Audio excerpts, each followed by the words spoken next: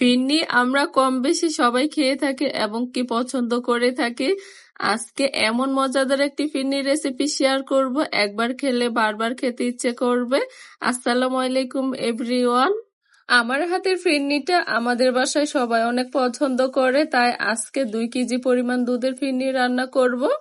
এখানে নিয়েছি 2 কেজি পরিমাণ গরুর দুধ, দুধটা ফুটে এসেছে। এবার সুন্দর একটি ফ্লেভারের জন্য দিয়েছি 3টি এলাচ আর দিয়ে দিচ্ছি 2 মুঠো পোলাওর চাল। আর আমি যে চালটা দিয়েছি এটা ছিল চিনি গুঁড়া পোলাওর চাল। চালটাকে প্রায় 10 মিনিট ভিজিয়ে রেখেছিলাম ধুয়ে, তারপরে এখানে অ্যাড করে দিয়েছি। ফুটে আসার পর চুলার আঁচটিকে কমিয়ে চালটাকে ভালোভাবে সিদ্ধ করে নিয়েছিলাম।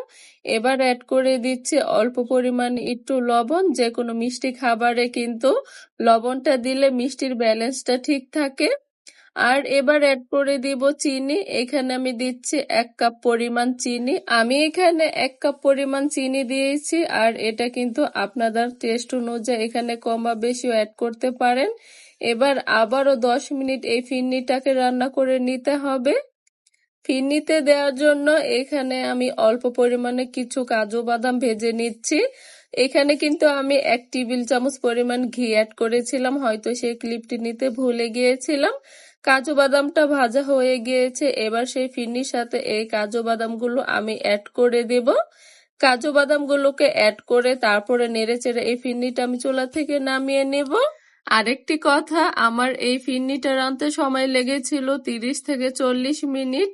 আপনাদের সময়টা এর থেকে কম বা বেশিও লাগতে পারে। যখন বাসায় ফিরনি রান্না করবেন, হাতে সময় নিয়ে ফিরনিটা রান্না করার চেষ্টা করবেন। আর অবশ্যই চুলার আঁচ কমে কিন্তু রান্না করতে হবে। ফিরনিটা চুলা থেকে নামিয়ে ঠান্ডা করে তারপরে কিন্তু নর্মাল ফ্রিজে রেখে দিয়েছিলাম 2 থেকে 3 ঘন্টা। আর যে কোনো ফিরনি আইটেম ঠান্ডা ঠান্ডা খেতে কিন্তু খুবই ভালো লাগে। পরিবেশনের আগে এখানে আমি কিশমিশ এবং কাঠবাদাম অফ স্কিনে ঘিয়ে ভেজে অ্যাড করে দিয়েছিলাম। যাই হোক, বাসায় এইভাবে আপনারা ফিরনিটা ট্রাই করে দেখতে পারেন। সত্যি কিন্তু মুখে লেগে থাকবে এবং আপনার প্রশংসা করতে সবাই বাধ্য হবে। আজকে এইখান থেকে বিদায় নিচ্ছি। যদি রেসিপিটি ভালো লেগে থাকে অবশ্যই আমার চ্যানেলটিকে সাবস্ক্রাইব করে পাশে থাকবেন। পেজে দেখে থাকলে পেজটাকে ফলো করতে পারেন। আজকে এখান থেকে বিদায় নিচ্ছি। সবাই ভালো থাকবেন, সুস্থ থাকবেন। আল্লাহ হাফেজ।